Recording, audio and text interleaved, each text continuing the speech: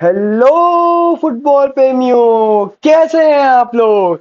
एक बार फिर से हम लोग आपके साथ लेके आए हैं one day one team analysis का डे 3, जहां हम लोग पिछले 4 साल की बेस्ट टीम मैन सिटी के बारे में डिस्कस करेंगे कि क्यों वो लगातार 3 साल प्रीमियर लीग जीती और साथ ही साथ 21-22 वो ट्रेबल जीती, और कहां उनसे चूक हो गई कि वो लास्ट ईयर थर्ड पोजीशन पे आए, सेकंड भी नहीं आ पाए और कप भी नहीं उठा पाए। हर एक चीज के बारे में हम लोग डिस्कस करेंगे, उनके टीम के बारे में, क्या क्या नए साइनिंग्स हुए हैं, कैसे वो नई साइनिंग्स इस तरह मैन सिटी को टॉप करवा सकते हैं। तो चलिए दर्शकों, शुरू करते हैं मैन सिटी के इस बढ़िया वीडियो में, और आप लोग से डिस्कस करते हैं कि कैसे मैन सिटी इस बार जीत सकती है और क्या चांसेस इस बार मैन सिटी के जीतने के प्रीमियर लीग। तो निहार भाई, आपकी तो ये फेवरेट टीम है, आप शुरू कीजिए, कैसे आप मैन जी सिटी को इस साल देख रहे हैं। जी, सबसे पहले तो मैं ये कहना चाहूंगा कि इस बार हमें कोई भी अंडर एस्टिमेट ना करे। We will come back hard. हालांकि अगर देखा जाए तो पिछले 5 प्रीमियर लीग्स में हमने 4 टाइटल्स लगातार जीते। 2020, 21, 21-22, 22-23 और 23-24, और 24-25 आपने लिवरपूल ने जीता। तो हमारा परफॉर्मेंस काफी अच्छा रहा है। लेकिन अगर देखा जाए ना तो अभी भाई लास्ट ईयर क्या हुआ कि जैसे हमारे कुछ प्लेयर हो गए, केविन डुब्राइन हो गए, जैक ग्रिलिश हो गए, जॉन स्टोन हो गए या ऑस्कर बॉब हो गए, उनका जो एजिंग फैक्टर और उनके इंजरी इश्यूज थे, इस कारण हमारे टीम का बैलेंस अच्छा बन नहीं पाया। ये प्लेयर्स अपने सारे मैचेस में खेल नहीं पाए। और ऊपर से सबसे बड़ी बात ये हो गई ना अभिनव भाई, कि हमारे जो मेन खिलाड़ी थे रॉड्री, वो सितंबर से मई तक हमारे टूर्नामेंट में थे नहीं।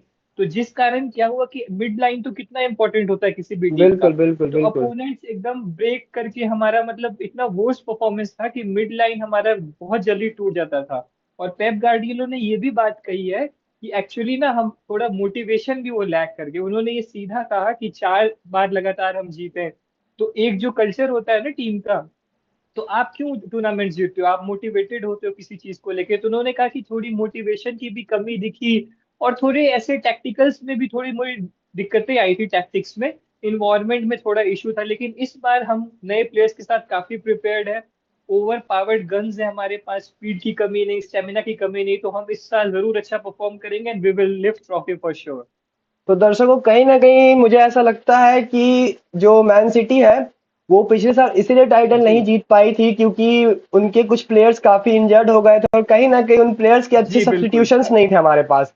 मैन सिटी के पास जी, सारे और प्लेयर्स के एज सब। एजअप एजअप भी हो रहे थे वो प्लेयर्स एक्चुअली। तो बिल्कुल उस बिल्कुल तरह की वो स्पीड और उस तरह की स्टेमिना नहीं दिखा पा रहे थे गेम में। बिल्कुल बिल्कुल, इसमें कोई दुमत नहीं। केडीबी हो गए और जितने सारे प्लेयर्स हो गए, प्लेयर्स तो टॉप नॉच टॉप लेवल पे है, बट कहीं ना कहीं जी विद टाइम एक एज फैक्टर आ जाता है जहां पे कहीं ना कहीं थोड़ा सा स्पीड में कमी दिख जाती है। बट कोई बात नहीं, इस साल एग्जैक्टली। हम लोग बात करते हैं मैन सिटीज के नए साइनिंग्स के बारे में, जहां हम लोग डिस्कस करेंगे कहाँ इन सब प्लेसेस को मैन सिटी ने काफी अच्छे से फिलअप किया, और साथ ही साथ पेप गार्डियोला के बारे में भी हम लोग समझने की कोशिश करेंगे कि इस साल क्या उनकी जी स्ट्रेटजी रही है जिस कारण से वो लोग मैन सिटी इस बार काफी ज्यादा ब्रूटल आने वाले हैं और काफी ज्यादा एक अटैकिंग वे में आने वाले हैं। तो चलिए दर्शकों, हम लोग अपने जी अगले स्लाइड पे चलते हैं, जहां पे हम लोग इस साल के समर ट्रांसफर्स के बारे में आप लोग से डिस्कस करने वाले हैं। तो दर्शकों, जैसा आप स्क्रीन पे देख सकते हैं कि ये इसी साल के कुछ समर ट्रांसफर्स इस विंडो में है, कुछ अगले विंडो में हम लोग दिखाएंगे। तो निहार भाई, सबसे पहले हम लोग रेंजर्स पे आना चाहेंगे, उनके बारे में आपका क्या कहना है। जी जी, सबसे पहले तो मैं आऊंगा, ये एग्जैक्टली आपने जैसे नाम लिया टिजानी राइंडर्स। बिल्कुल ये बिल्कुल। इस बार 47 मिलियन पाउंड्स में लिए गए हैं। ये एसी मिलान से लिए गए और ये परफेक्ट मिडफील्डर है। अनका हम इनकी एबिलिटी पे बात करें, चाहे वो एनर्जी हो, मोबिलिटी हो या वर्टिकल बॉल प्रोग्रेशन हो, सब में ये टॉप नॉच रहे हैं। और जो मतलब इनका देखा जाए ना, एक रिकॉर्ड इन्होंने केडीबी से भी ज्यादा बड़ी रिकॉर्ड तोड़ी। सीरिया ए की लीग में इन्होंने 47 बार डिफेंसिव लाइन को ब्रेक किया, जो मतलब रिकॉर्ड अपने आप में बहुत बड़ी गेम मतलब रिकॉर्ड है। और इनका प्रेसिंग गेम्स हो या इनका फॉरवर्ड प्रेसिंग हो, सब कुछ में ये अच्छे हैं। और मैं होप करता हूँ कि जो पेप का जिस पिछले साल का दिक्कत रहा है मिड लाइन का, वो बिल्कुल। इस बार ये सॉल्व करेंगे विथ हिज स्पीड। और ये रॉड्री को भी कॉम्प्लीमेंट करेंगे अच्छी तरह से, और काफी अच्छा परफॉर्म करने तो वाले निहार तिजानी। भाई, कहीं ना कहीं एक केडीबी के सब्स्टिट्यूट के तौर पे हम लोग देख रहे हैं इनको टीम में, क्या। जी बिल्कुल बिल्कुल बिल्कुल बिल्कुल, देखने वाले हैं हम लोग ओके इस साल। ओके। तो निहार भाई, अब दूसरे और चलते हैं हम लोग रायन एट न्योरी पे, इनके बारे में आपका क्या जी कहना है। जी, देखिए रायन अल्ट नोरी को खरीदा गया था 31.8 मिलियन पाउंड्स में। ओके। और ये मतलब देखा जाए ना तो लास्ट ईयर जो इन्होंने प्रीमियर लीग खेला है, अराउंड इन्होंने जितने गेम्स खेले थे 14 के गेम्स के अराउंड खेले थे, तो ये एक डिफेंडर होके बहुत बड़ी बात थी ना कि इन्होंने 11 टाइम्स गोल में कंट्रीब्यूट किया। इनके 4 गोल थे और 7 असिस्ट थे। आप सोच रहे हैं एक डिफेंडर का इतना बड़ा होना। और जो जी जी जी पेप का निहाल भाई। दिमाग अभी चल रहा है ना, पेप के दिमाग को रीड करना एक्चुअली बहुत टफ है। पेप कब क्या चाहे, कब क्या फॉर्मेशन पे आ जाए, उनका कोई भरोसा नहीं। तो उनकी जो डिमांड्स है ना, जैसे कि मतलब सेंटर को भी कंट्रोल करो डिफेंडर होके, समझ रहे हैं आप, पीछे बैक जी को भी जी आप जी। कंट्रोल करो, तो उस केस में Rayan Ait Nouri is very best in overlapping and controlling the centres. कहीं ना कहीं निहाल भाई अगर देखा जाए तो पेप गार्डियोला काफी ऐसे प्लेयर्स को ले रहे हैं जो हर एक जगह पे एक अच्छी आपको अपॉर्चुनिटीज देंगे, B it G defending B it midfield. बिल्कुल। मतलब प्लेयर्स को अब ऐसे देख रहे हैं पेप गार्डियोला कि भाई वो प्लेयर एक जगह जिस जगह पे वो रहता है उस जगह पे ना रहे, उसके अलावा बाकी जगह पे भी वो कंट्रीब्यूट करते रहे। अगर वो डिफेंडर है तो वो मिडफील्ड भी जी थोड़ा संभाले, थोड़ा सा अटैकिंग रोल भी प्ले करे। तो कहीं ना कहीं पेप गार्डियोला का अगर देखा जाए इस साल तो काफी ऐसे प्लेयर्स पेप गार्डियोला ने लिए हैं जो कि उनको ओवरऑल एक कंट्रीब्यूशन देंगे, ना कि एक सिंगल स्पॉट पे रहने की जगह पे पूरे फील्ड में वो आपको दिखेंगे। क्या नहीं यार भाई? जी जी, उन्होंने कोशिश किया है कि ज्यादा से ज्यादा वर्सेटाइल रोल्स जो प्लेयर खेल सकते हैं उन पे बिल्कुल इन्होंने लिया है। कोई ऐसा फिक्स पोजीशन हो सकता है हमें देखने को ना मिले, एक दो प्लेयर्स छोड़ के रोटेशंस दिखे, वेरिएशंस दिखे, सो आगे टूर्नामेंट में तो वो हमें दिख ही जाएगा इस साल। बिल्कुल बिल्कुल निहा भाई, फिर आप रेयान शर्की के बारे में क्या कहना चाहेंगे? जी देखिए, रेयान शेरकी, इनको मैंने नाम दिया है द शेफ का। मतलब ओके। इनकी जो कुकिंग का अंदाज है, क्रिएशन का अंदाज है, एक यूनिक क्रिएटर मुझे लगता है, क्रिएटिविटी एट इट्स बेस्ट। इनको लिया गया है 34 मिलियन पाउंड्स में फ्रॉम लायन। और जब लायन का इनका देखा जाए रिकॉर्ड ना, लास्ट सीजन इन्होंने 18 असिस्ट किए थे, जो ऑल टाइम रायन का रिकॉर्ड बराबर किया था। और इनकी और एक स्पेशलिटी है कि ये बोथ फीट्स को अच्छे से कंट्रोल करते हैं, मतलब बोथ फीटेड है ये। चाहे लेफ्ट की बात हो, राइट की बात हो, दोनों में ये इक्वली परफेक्ट है। इनकी ड्रिबलिंग स्किल्स अच्छी हैं। और एक चीज ना इनमें थोड़ी सी कमी हो जाती है कि इनका जो फ्रेम थोड़ा स्लिम है ना, इस कारण ना ये ग्राउंड डुअल्स जीतने में इनको थोड़ी टफ हो रही है। अभी उस पे वो वर्क करेंगे जरूर पेप ओके के साथ, लेकिन थोड़ा सा वो फिजिकली ना इसमें पीछे रह जा रहे हैं। हालांकि बहुत अच्छे चांस क्रिएटर है, हर कुछ ओके में परफेक्ट है। और मुझे लगता है कि आने वाले टाइम में मतलब देखा जाए ना, तो ये शायद क्रिएटिविटी में लमीन को भी टक्कर दे सकते हैं। ओके ओके, आप इनको लमीन से कंपेयर कर रहे हैं, काफी बड़ी एक मतलब। Compare compare in the sense of creativity. Okay okay okay. तो दर्शकों चलिए हम लोग अपने अगले विंडो की तरफ चलते हैं जहां पे कुछ और समर ट्रांसफर्स हुए हैं। इस बार बहुत अच्छे अच्छे समर ट्रांसफर हुए हैं मैन सिटी के द्वारा। तो निहार भाई, जेम्स जी ट्रैफोर्ड को आप कैसे देख रहे हैं? देखिए, जब जेम्स ट्रैफोर्ड की बात आती है ना अभिनव भाई, जब ये बर्नली से खेल रहे थे लास्ट टाइम, तो जी इन्होंने एक जी। अनोखा रिकॉर्ड किया था, जो कि था 29 क्लीन शीट्स। मतलब आप समझ 29 रहे हो क्लीन उनकी शीट्स, वो। 29।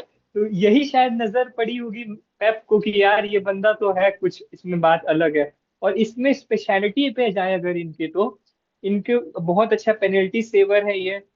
सबसे अच्छी बात है ना कि ये कूल, काम, अंडर प्रेशर इतने कंपोज्ड रहते हैं कि मतलब अपना इनको पता है कि यार मेरा कितना भी मतलब एरिया है ना, उस पे मुझे पूरा कंट्रोल रहेगा।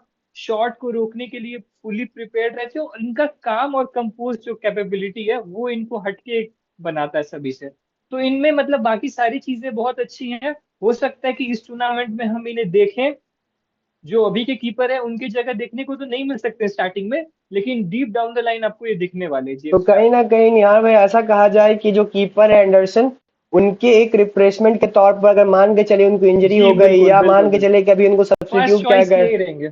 बिल्कुल बिल्कुल, तो उनके जगह पे ये खेलने दिख सकते हैं, यही बात है ना? जी तो बिल्कुल बिल्कुल निहार बिल्कुल। भाई अब हम लोग अपने अगले समर ट्रांसफर पे चलते हैं जो कि है कैडा मार्टेरी। उनके बारे में आप क्या कहना चाहेंगे? जी देखिए, केडा मार्ट्री की अगर हम बात करें तो इन्होंने स्कॉटलैंड से अंडर 15 अंडर 16 भी खेला है। ओके। इनकी अमाउंट हालांकि अनडिस्क्लोज है, वो मतलब कोई सोर्सेज में कहीं कहीं से कुछ अमाउंट थी, लेकिन अभी अनडिस्क्लोज रखा गया है। Under the table installing, signing हुई है क्या इनकी? मतलब हो सकता है, अभी यंग प्लेयर है ना, तो इन्होंने ओके स्कॉटलैंड ओके। से अंडर 15 अंडर 16 खेला है। और सबसे गजब की बात थी, जब इन्होंने डेब्यू किया था अंडर 16 में स्कॉटलैंड से, तो इन्होंने उस गेम में ब्रेस मारा था। और ओके जो गेम्स जितने भी अक्रॉस शेफील्ड हुए हैं, उनमें इन्होंने 40 ग्रुप, मतलब 40 गोल्स किए अक्रॉस मल्टीपल ग्रुप्स। और इन्होंने जो अपनी टूर्नामेंट खेली थी लोकल अंडर 18 की, उन्होंने इसमें 24 गोल्स और 10 असिस्ट किए थे। जो कि ओके। मतलब काफी अच्छे स्टैट्स है। मतलब इनके सार ये एक यंग प्रोस्पेक्ट है, और इनको मतलब लोग देख रहे हैं कि ये काफी अच्छा आगे करेंगे, और बेहतरीन फॉरवर्ड प्लेयर है। मतलब हो सकता है कि इस साल इनको बहुत कुछ सीखने को मिले, जस्ट हालैंड से सीखने को मिले, और बाकी जितने भी फॉरवर्ड प्लेयर्स हैं उनसे सीखने को बहुत कुछ इनसे मिलेगा। और आने वाले 1-2 सालों में आपको ये जरूर दिखेगा, और मुझे तो लगता है मे बी सरप्राइज पैकेज इस साल भी दिख जाए, कोई भरोसा नहीं पेप का। Okay okay. तो लेकिन निहार अभी काफी यंग है, थोड़ा इनको टाइम लगेगा। समय मिलेगा अभी, थोड़ा सा इनको नर्चर होने में टाइम लगेगा, पेप गार्डियोला के अंदर इनको थोड़ा जी समय जी लगेगा अभी जी नर्चर जी होने में। तो निहार भाई, जी अब आप कह रहे हैं अगले साइनिंग की ओर अगर हम लोग बढ़े तो मार्कस बेंटेनेली, इनके बारे में आपका क्या कहना है निहार भाई? जी जी। मैं अगर दोनों साइनिंग्स पे आऊँ, मार्कस पे भी आऊँ और सीवियर वेपन को भी आऊँ, तो ओके। सबसे पहले मैं चर्चा कर लेते हैं सीवियर की। ठीक क्योंकि है। एक्चुअली ना इनका एक चीज मुझे बहुत अच्छा लगा कि he can control ball offensively and defensively both. Okay. मतलब दोनों चीजें में ये काफी अच्छे हैं। इनका क्लोज कंट्रोल भी बहुत अच्छा है, इंटेलिजेंट है, हमेशा कोशिश करते हैं कि टाइट स्पेसेस में मतलब ये बॉल को पास करते रहे। इनमें ओके। बहुत अच्छी कैपेबिलिटी। और दूसरी चीज देखी गई है कि जब ये रोजनबर्ग से खेल रहे थे तो पर गेम हम्म। 1.66 ड्रिबल्स कर रहे थे, और ओके। पर गेम 1.62 चांसेस क्रिएट कर रहे थे। ऑफ बॉल मूवमेंट भी काफी अच्छी हमें देखने को मिली है। तो हो सकता है कि ये मतलब deep down the line tournament दिखे मिडफील्डिंग में। एक यंग प्रोस्पेक्ट है, भविष्य को देख के देखा जाए तो एक्सीलेंट बाई हो। और मार्कस की जहां बात करें, मार्कस बेटिनेली की, हालांकि ये मतलब चेल्सी से लिए गए हैं, लेकिन इनके बारे में बेसिकली ना मुझे उतनी अपडेट क्लियर नहीं है।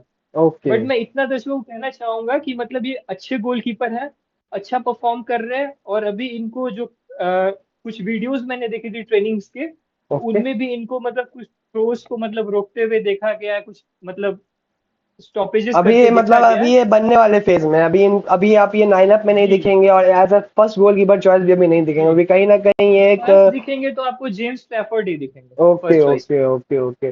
तो चलिए दर्शकों, हम जी लोग अपने अगले स्लाइड के ऊपर चलते हैं, जहां पे हम लोग काफी टैक्टिकल एनालिसिस करेंगे टीम के बारे में, जहां हम लोग जानने की कोशिश करेंगे कि क्या इस साल कॉम्बिनेशन हो जी सकते हैं प्लेइंग 11 जो खेल रही है इस बार मैन सिटी की, और उसमें क्या बदलाव हो सकते हैं, और क्या मतलब कि रोल है हर प्लेयर का। चलिए अब उनसे शुरू करते हैं हम लोग। तो देखिए दर्शकों, अगर देखा जाए तो मैन सिटी कहीं ना कहीं एक 2-3 और 5 इस कॉम्बिनेशन को लेके उतरेगी, जी जहां कहीं ना कहीं बहुत बार आप देखिएगा ये जो नौरी है जो आपको अभी फिलहाल लेफ्ट विंगर की तरफ देख रहे हैं, वो कहीं ना कहीं आपको इस पोजीशन पे खेलते हुए दिखेंगे, इस पोजीशन पे यानी कि लेफ्ट बैक पे जब डिफेंस का टाइम आएगा नौरी का, तो आपको यहाँ खेलते हुए दिखेंगे। और नुनेज भी ऐसे प्लेयर हैं जो आपको आगे के साथ साथ पीछे यानी कि लेफ्ट बैक राइट बैक पे आपको दिखेंगे। तो कहीं ना कहीं दर्शकों, पहले तो मैं आपको एक बार टीम के बारे में बता दूं, फिर आपको मैं हर एक प्लेयर के बारे में बताऊंगा कि क्या कैसे किन का क्या रोल होने वाला है। तो पीछे अगर आप देखें तो दर्शकों, सिर्फ दो ही बैक्स के साथ उतरेंगे इस बार मैन सिटी, एक तो डियाज और एक गार्डियोल। साथ के साथ अगर मिडफील्ड की बात की जी जाए दर्शकों, तो रॉड्री जो इनके सबसे बड़े प्लेयर होने वाले हैं। लास्ट ईयर हालांकि काफी ज्यादा इंजरीज के कारण वो गेम नहीं खेल पाए थे, बट मैं ऐसा मानता हूं कि रॉड्री इनके काफी ज्यादा की प्लेयर होंगे, और जहां बहुत सारे नए साइनिंग्स हुए वहां रॉड्री एक मिडफील्डर की तरह, एक मेन मिडफील्डर की तरह दिखेंगे, जो कि बॉल को अटैकिंग रोल भी प्ले जी करेंगे, और साथ के साथ जब डिफेंस करने का समय आएगा तो वो काफी ज्यादा थोड़ा पीछे होकर एक डिफेंसिव लाइन भी एक बनाएंगे। साथ के साथ अगर सिल्वा का बात किया है तो ये तो काफी सिल्वा तो ये काफी ज्यादा टाइम से टीम के साथ है, और ये काफी अच्छे एक अटैकिंग मिडफील्डर के ऑप्शन में दिखते हैं हमें टीम में। खास साथ ही साथ ये जो नया साइन इन है राइंदर्स का, इनका साइन इन होना एक अपने आप में ऐसा बता रहा है कि कहीं ना कहीं केडीबी की जो एक कमी महसूस हो रही थी टीम को, पेप गार्डियोला ने कहीं ना कहीं इस कमी को दूर करते हुए राइंदर्स को लिया है, जो कि ज्यादातर आपको कहीं ना कहीं एक अटैकिंग गेम प्ले में दिखेंगे, डिफेंसिव गेम प्ले में उतना वो गेम में नहीं आएंगे। अटैकिंग गेम में आपको सबसे ज्यादा दिखेंगे, जहां वो गोल स्कोरिंग के साथ साथ गोल अपॉर्चुनिटी बनाने की भी कोशिश करते हुए दिखेंगे। वहीं अगर आगे आए तो आपको यहाँ आपको राइट विंगर के तौर पर नुनेज दिखेंगे, फॉरवर्ड में आपको जी फॉर्डन दिखेंगे, जो मेन स्ट्राइकर रहेंगे वो तो फॉर श्योर हालैंड ही रहेंगे इनकी टीम के, जब तक वो फिट है तब तक मेन स्ट्राइकर आपके वही हम्म रहेंगे। अगर लेफ्ट फॉरवर्ड की बात की जाए तो वहाँ महमूश रहेंगे, और अगर लेफ्ट विंगर की बात की जाए तो वहाँ नौरी रहेंगे। कहीं ना कहीं या तो आप देखेंगे इस फॉर्मेशन में जाते हुए नहीं तो दर्शकों मैं आपको एक बार अगला फॉर्मेशन भी दिखा देता हूँ अपना, जहाँ पे आप देखेंगे दर्शकों कि आपको यहाँ चिरकी दिखेंगे, जो कि आपको अटैकिंग एक फॉरवर्ड की तरह दिखेंगे। और साथ के साथ जो सिल्वा और सिल्वा की जगह पे हो सकता है आपको फॉर्डन दिखे। मतलब फॉर्डन जो पहले मतलब फॉर्डन का ये एक क्वालिटी है कि वो अटैकिंग मिडफील्डिंग का भी एक रोल प्ले कर सकते हैं। साथ के साथ गोल मेकिंग का जब बारी आएगा तब वो काफी ज्यादा आगे होके फॉरवर्ड का रोल प्ले करते हैं जी शर्की या फिर फॉर्डन। मतलब ऐसा एक कहना चाहिए कि कहीं ना कहीं अगर मैच में आप देखिएगा तो हो सकता है 40 मिनट 50 मिनट के बाद आपको टीम में बहुत सारे सब्स्टिट्यूशन दिखेंगे, बहुत सारे बदलाव दिखेंगे। क्योंकि हर प्लेयर के लिए अगर महमूज का ही बात करें तो इसके यहाँ पे डोकू आ सकते हैं, जो कि डोकू भी काफी अच्छा पिछले साल उन्होंने खेला था और टीम के साथ काफी टाइम से बिल्कुल। जुड़े हुए हैं। तो कहीं ना कहीं वहाँ डोकू आ सकते हैं। फॉर्डन हो सकता है, अगर मान के चलिए आपको डिफेंस करना हुआ या फिर अच्छे से अटैक करना हो तो हो सकता है नूनेज आपको फॉर्डन की जगह दिखेंगे और फॉर्डन आपको नूनेज की जगह दिखेंगे। तो काफी ज्यादा टीम में वर्सेटैलिटी है, खासकर की पोजीशंस को लेके किसी का भी एक फिक्स पोजीशन पेप गार्डियोला ने नहीं रखा है। और काफी ज्यादा मतलब पोजीशन शिफ्ट करते हैं, पोजीशन चेंज करते हैं। तो चलिए दर्शकों आपको मैं थोड़ा सा अगर कहूँ तो मैं ये फोटो के हिसाब से आपको एक अटैकिंग पैटर्न भी समझा देता हूँ मैन जी सिटी का। तो कहीं ना कहीं जब मैन सिटी अटैक कर रही होगी तो आप सबसे बड़ी चीज देखेंगे कि एंडरसन द्वारा काफी लंबा पास नहीं किया जाएगा, काफी शॉर्ट पास है, जो कि पेप गार्डियोला का एक वो है टिकी टाका वाला मूव। तो आपको काफी ज्यादा एक टिकी टाका गेम में दिखेगा, जहाँ पे गाविडोल और डियास कोशिश करेंगे आपस में एक दूसरे को पास करते करते थोड़ा सा आगे की तरफ पुश करने की। यहाँ से ये ऐसे आगे पुश करेंगे और ये यहाँ से आगे पुश करेंगे। वहीं कहीं ना कहीं अगर मिडफील्डर्स की बात है तो ये मिडफील्डर्स ये तीनों मिडफील्डर्स आपको बहुत ज्यादा बॉल एक ट्रायंगल फॉर्म ऐसे एक ट्रायंगल से फॉर्म करते हुए दिखेंगे, जहां कभी बॉल को ये इस ट्रायंगल में दिखेंगे, आपको इस जगह पे ऐसे दिख सकते हैं या फिर ऐसे दिख सकते हैं। तो कहीं ना कहीं अगर पेप गार्डियोला का आप देखिए अप्रोच, तो उनका अप्रोच ये रहने वाला है, सबसे बड़ा अप्रोच कि बॉल को जितना ज्यादा अपने पास रख सकते हैं, बॉल की जितनी ज्यादा पोजीशन रख सकते हैं, वो पूरे गेम में आपको ऐसा नहीं जी दिखेगा जैसे हमने पिछला लिवरपूल और आर्सेनल का बात किया था। वो काफी ज्यादा अटैकिंग वे में आपको दिखते थे कि सीधा सीधा वर्टिकली जाते हैं और गोल करते हैं। यहाँ पे पेप गार्डियोला का एक सिंपल सा सोच है, जो मुझे ऐसा लग रहा है कि तब तक डिफेंडर्स को टैकल करते रहना है, अपने पास बॉल रखना जब तक डिफेंडर्सों का लाइन ब्रेक ना हो जाए। सपोज कि अगर आप मान के एग्जैक्टली। चलिए यहाँ पे 4 डिफेंडर्स अगर मान के चलिए आपके खड़े हैं, ऐसे 4 लाइन में खड़े हैं, तो वो तब तक बॉल आपस में एक दूसरे को पोजीशन में रखेंगे, वो ट्रायंगल फॉर्म करके रखेंगे जब तक इन डिफेंडर्सों का वो एक लाइन ब्रेक ना हो जाए। जहां लाइन ब्रेक हो रहा है डिफेंडर्स का, वहीं से वो शूट निकालेंगे पासेस करके। और फिर कहीं ना कहीं आप नुनेज को देखेंगे तो नुनेज भी इसमें इन्वॉल्व होंगे, यहाँ आएंगे, सॉरी नॉरी भी वहां आएंगे और न्यूनेज भी आएंगे। तो कहीं ना कहीं जी ये जो है, जो अभी फिलहाल आपको ये गैप दिख रहा होगा दर्शकों, बट कहीं ना कहीं जब आप मैचेस होंगे तो कहीं ना कहीं ये गैप ऐसे फिल होते हुए आपको दिखेगा, जहां मेन आगे आपको सिर्फ हालैंड ही दिखेंगे जो बॉल जिनके पास बॉल आने वाली है। उनके अलावा बाकी अगर जी महमूज, बिल्कुल। फोर्डन, न्यूनेस और नोरी का बात करें तो वो भी एक ऐसा स्क्वायर टाइप का फॉर्म करेंगे। तो आप देख सकते हैं दर्शकों, कहीं ना कहीं एक ट्रायंगल टाइप का बनाएंगे। अगर राइंडर यहाँ आ जाते हैं तो आप इस ट्रायंगल को बहुत देर तक खेलते हुए दिखेंगे, इस ट्रायंगल में आप बहुत देर तक खेलते हुए दिखेंगे, इस ट्रायंगल में आप बहुत देर तक खेलते हुए दिखेंगे।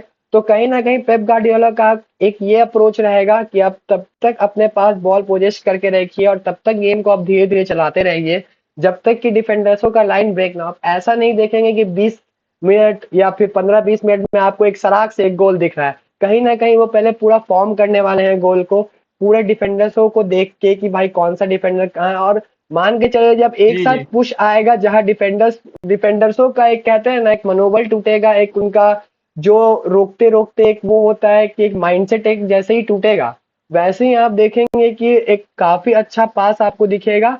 और वहां से फिर मतलब अगर सिंपल शब्दों में मैं समझाऊं दर्शकों आपको, तो ये पासिंग द बॉल का खेल तब तक चलते रहेगा जब तक धीरे धीरे मतलब आपको देखेगा कि आप शुरुआत में बॉल इस जगह पे है, आपको बिल्कुल ऐसा नहीं दिखेगा कि बॉल डायरेक्टली ऐसे पास होते हुए जा रहा है या बॉल ऐसे पास होते हुए जा रहा है। धीरे धीरे करके एक एक प्लेयर के हिसाब से बॉल धीरे धीरे आगे बढ़ते जाएगा। एक प्लेयर के पास बॉल आएगा, फिर वो बॉल ऐसे घूमेगा, फिर धीरे से बॉल इधर हो सकता है, फिर ये दोनों हो सकता है कुछ देर के लिए आपको जी दिखे गेम में, फिर हालैंड फोर्डेन दिखे, फिर महमूद हालैंड दिखे, फिर नौरी हालैंड दिखे। फिर आपको किसी समय ऐसा लगेगा कि जब डिफेंडर्स कहीं एक खाली छोटा सा स्पेस दिखा, वहां से बॉल ये लोग ऐसे पास करेंगे, हालैंड जाएंगे और सीधा गोल मारेंगे। तो कहीं ना कहीं दर्शकों, एग्जैक्टली। अगर मुझे ऐसा लग रहा है अटैकिंग स्ट्रेटजी में कि काफी ज्यादा धीरे धीरे अटैक करने वाले हैं और एक मोमेंटम बिल्डअप करेंगे जहां बॉल उनके पास ज्यादा से ज्यादा पोजीशन हो। जब तक टीम अपोनेंट टीम का एक मोरल डाउन ना हो जाए, जब तक अपोनेंट टीम बिखर ना जाए, तब तक वो बॉल पासिंग द बॉल की स्ट्रेटजी रहेगी। खैर ये पेप गार्डियोला की काफी पहले से एक स्ट्रेटजी रहती देखिए है कि अभिनव अभिनव भाई, आपने ये चीज बोला है कि वो पेशेंस दिखाएंगे, मैं भी इसमें एग्री करता हूँ कि वो पेशेंस जरूर दिखाएंगे बिल्कुल कि निहार भाई। मतलब पहले कोशिश करेंगे कि डिफेंस लाइन ब्रेक करने का, देखिए। लेकिन जब एक बार अगर वो सेंस कर लेंगे ना कि यार डिफेंस लाइन ब्रेक होगी, उनके शोल्डर्स डाउन है, तब आप इस टीम का अटैक दिखेगा, मतलब ये आपको गोल स्कोरिंग मशीन की तरह ये टीम दिखेगी इस साल। मैं आपको बिल्कुल ये बात बिल्कुल। गारंटी कर रहा हूँ कि पहले 15-20 मिनट्स भले हम शांत रहे, लेकिन उसके बाद हम लोग इतना हार्ड आने वाले हैं ना कि अपोजिशन हम्म। को इस बात के लिए तैयार रहना चाहिए। मतलब कुल मिला के निहार भाई, अगर ऐसा देखा जाए ना कि वो लोग तब तक आराम से करेंगे जब तक उन पे हाई प्रेस ना आए। हाँ, कहीं ना कहीं जब हाई हाई प्रेस प्रेस में। आया और वो डिफेंस का वो लाइन ब्रेक हुआ, तो कहीं ना कहीं क्योंकि आगे जी आपके पास चार प्लेयर्सों का कुशन है निहार भाई। ठीक है, पीछे पीछे आपके पास उतने प्लेयर्स की कुशन नहीं है। तो हो सकता है कई बार अगर बॉल अगर आपके हाथ से छूटती है, तो एक बहुत अच्छा मौका अपोनेंट के पास हो सकता है। बट जैसा मुझे टीम दिख रहा है ना जी निहार भाई, तो एक बार जब वो डिफेंस की लाइन ब्रेक हुई ना, तो उसके बाद ये चार प्लेयर्स फिर अपने हिसाब से गेम चलाएंगे। आप यहाँ देखेंगे इस बॉक्स के अंदर देखेंगे कि ऑलमोस्ट 3 से 4 प्लेयर आपको दिखेंगे मैन सिटी के बॉल टिकी जी। टाका करते हुए। और उसके बाद जहां बिल्कुल आपको बिल्कुल। गैप मिला, थोड़ा सा भी गैप मिला, कोई सा भी एंगल मिला, उस एंगल से सीधा ये लोग शूट पे जाएंगे। तो अटैकिंग जी स्ट्रेटजी इनकी बिल्कुल यही एग्जैक्टली। रहने वाली है। वहीं अगर मैं डिफेंस की स्ट्रेटजी के बारे में आऊं, तो डिफेंस की स्ट्रेटजी भी काफी ज्यादा क्लियर होने वाली है। जहां पे आपको नोरी एकदम उस डिफेंस के टाइम में या तो आपको मिड डिफेंड ये डिफेंड मिडफील्ड में दिखेंगे जो सेकंड लाइन ऑफ डिफेंस होता है, या नहीं तो फिर आपको वो जी सीधे दिखेंगे लास्ट लाइन ऑफ डिफेंस को डिफेंस करते हुए। न्यूनेस का भी सेम काम होगा। कहीं ना कहीं वो या तो मिड में दिखेंगे आपको, या नहीं तो आपको हम्म, सीधा दिखेंगे बैक में। अब बारी जी आती है महमूश की और फॉर्डन की। तो कहीं ना कहीं मुझे ऐसा लग रहा है निहार भाई कि महमूश और हालैंड वो दो प्लेयर होने की प्लेयर होने वाले हैं जो कि फर्स्ट लाइन ऑफ डिफेंस को ब्रेक करने वाले हैं। अपोनेंट अपोनेंट की लास्ट लाइन ऑफ डिफेंस को ब्रेक करने वाले हैं, जो कि काफी हाई प्रेसिंग जी बजाएंगे। जितना जल्दी ज्यादा प्रेसिंग हो और एक डिफेंडर्स मान के चलिए यहाँ यहाँ यहाँ यहाँ आपको डिफेंडर्स हो, तो काफी ज्यादा डिफेंडर्स को जी की तरफ अटैक करने वाले, जिस कारण डिफेंडर्स का एक मोमेंटम टूटे, वो बॉल को शिफ्ट करें आइदर लेफ्ट और राइट। तब फिर और जी फॉर्डन फॉर्डन वो प्लेयर होने वाले हैं जो कि अपोनेंट के मेन प्लेयर को मार्क करके रखेंगे और उन पे काफी रैपिड पुशिंग करेंगे, चाहे प्लेयर यहाँ हो चाहे प्लेयर यहाँ हो। फॉर्डन का मेरे हिसाब से वो मेन काम होने वाला है कि वो काफी जल्दी पुश करने वाले हैं। बट वहीं अगर अगले जी अब वहीं देखा जाए कि मैन सिटी का गेम प्ले, तो मैन सिटी बहुत ज्यादा ये एक मतलब प्रेसिंग पे विश्वास नहीं करती। उससे ज्यादा मैन सिटी कहीं ना कहीं विश्वास करती है कि जो अपने जगह पर खड़ा है वो अपना प्लेस होल्ड करे। जब उसके पास उस प्लेस से अपॉर्चुनिटी मिले, तो वो उस प्लेस पे जाके जी अटैक करे। तो कहीं ना कहीं अगर ऐसा देखा जाए निहार भाई, जो इनका पूरा स्ट्रेटजी लग रहा है, अगर मान के चलिए नुनेज भी यहाँ आ जाते हैं, नौरी भी यहाँ आ हम्म, जाते हैं और न्यूनेज भी यहाँ आ जाते हैं, तो कहीं ना कहीं मैं ये जी मानता हूँ कि सेंटर से बॉल निकालना काफी ज्यादा एक मुश्किल अब होने वाला है अपोनेंट्स के लिए इस टफ साल। हो जाएगा, बिल्कुल क्योंकि इस साल इनके पास बिल्कुल। रॉड्री भी रहेंगे और रॉड्री कहीं ना कहीं एक डिफेंसिव की ही भूमिका निभाएंगे, डिफेंसिव मिडफील्डर की भूमिका ही निभाते हुए आपको दिखने वाले हैं ज्यादातर रॉड्री। या तो अटैकिंग में, जी क्योंकि इनके पास ऑप्शन है राइंडर्स और सिल्वा का, जो कि मेन अटैकिंग गेम प्ले यस दिखाएंगे। On the other hand Rodri का काम रहेगा कि एक पाइवट की तरह पूरे गेम को चलाते रहना और साथ के साथ बताते रहना कि कहाँ कौन सा प्लेयर मतलब कैसे किसको पास देना है, कब किसको जी। कैसे पास देना है। तो निहार भाई, आप इसके बारे में कैसा एनालिसिस करते हैं, जरा दर्शकों को बताइए इस डिफेंस लाइन के बारे में। देखिए जी, मैं सबसे पहले तो ये एक चीज मैंने देखा है, जिस तरह आपने अटैकिंग भी बताया था, तो उसमें भी अटैकिंग में जितने हमारे पास मिडफील्डर्स हैं नए नए, वो भी काफी अच्छे एक्ट करेंगे, और जो मेन पॉइंट होगा वो रॉड्री होगा। और ये डिफेंस में आपने बात की कि नौरी और नूनेज यूनिस। की, वो हो सकता है बैक, नूने की वो बैक करके हो सकता है कि मतलब बैक भी प्ले कर सकते हैं या मिड लाइन भी प्ले कर सकते हैं। लेकिन डिफेंस मिडफील्डर रॉड्री का बहुत इंपॉर्टेंट होगा। रॉड्री ने पिछले साल ही बैलोन डीओआर जीता, इससे ये पता चलता है कि वो बंदा सुपर फॉर्म में है। वो बंदे के पास सारा एक्सपीरियंस है और वो इस टूर्नामेंट में अपना सारा एक्सपीरियंस लगाने वाला है।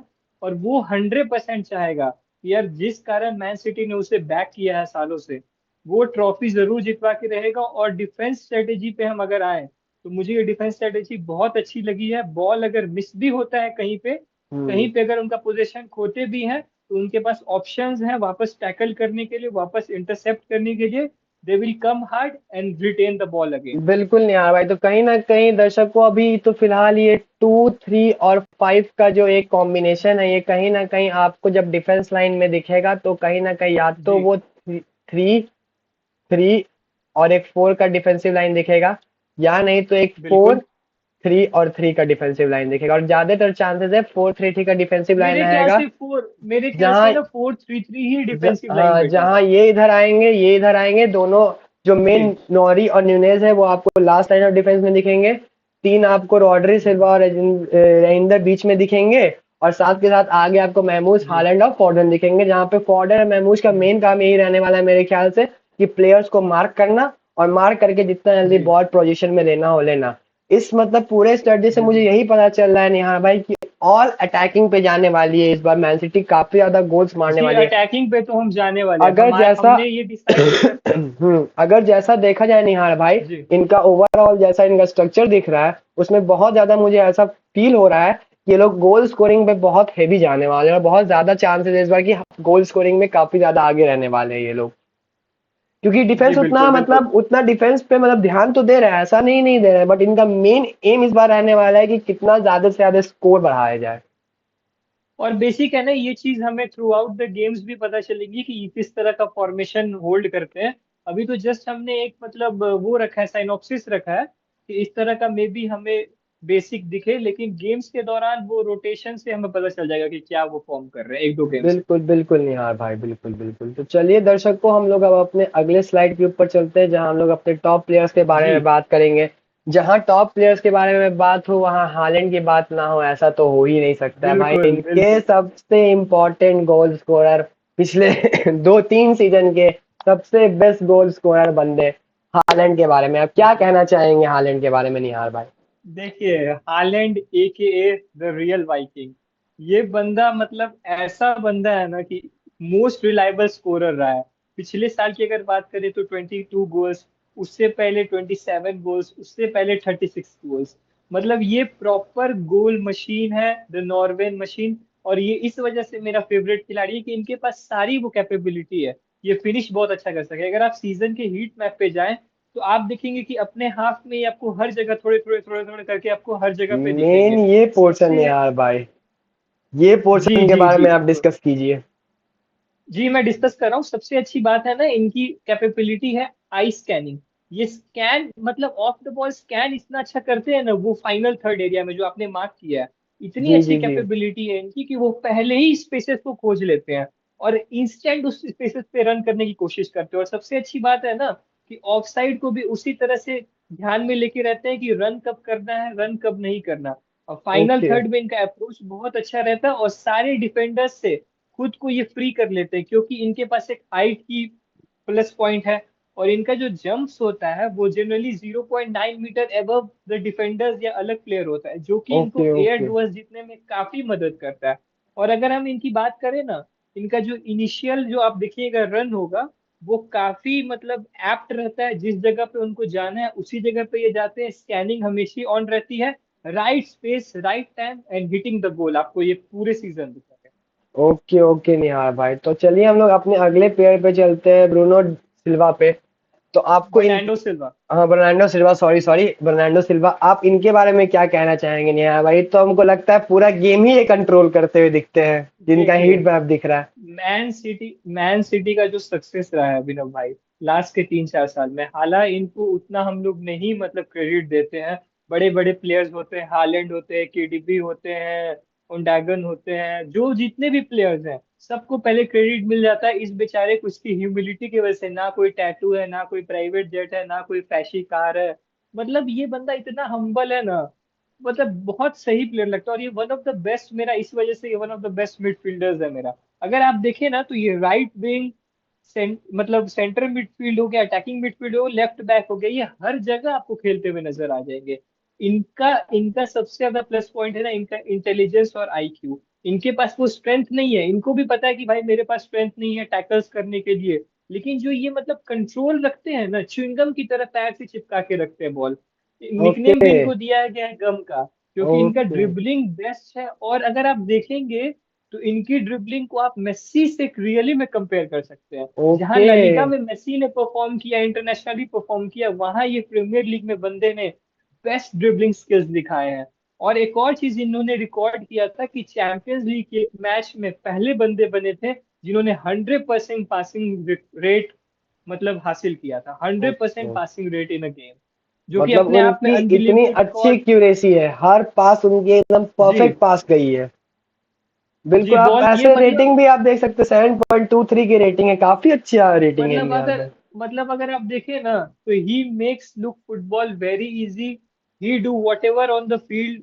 Is very difficult to track, कहाँ ये कब निकल जाएगा, कहाँ से घुस जाएगा, कौन से इसमें कोई भरोसा नहीं। And this time he is the captain and he is gonna rock this tournament. Okay, तो हम लोग अपने अगले प्लेयर की तरफ चलना चाहेंगे। निहार भाई, इनके बारे में आपका क्या ख्याल है, बताइए थोड़ा। जी, the most important defender Josko Gvardiol in this setup.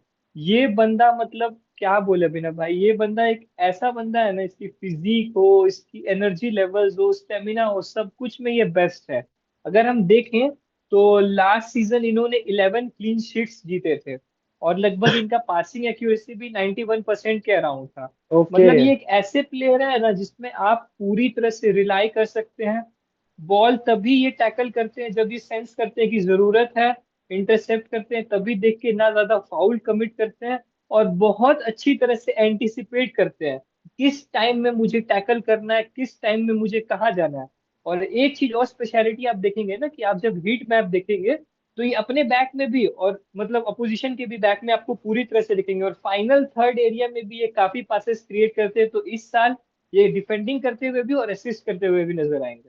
बिल्कुल बिल्कुल निहार भाई, तो यही था गाइस हमारा मैन सिटी के ऊपर एक चर्चा, जहां पे हमने उनके टीम फॉर्मेशंस के बारे में बात करी, उनके प्लेइंग स्टाइल के बारे में बात करी, उनके टॉप 22 के बारे में बात करी, साथ के साथ उनके की प्लेयर्स के बारे में बात की।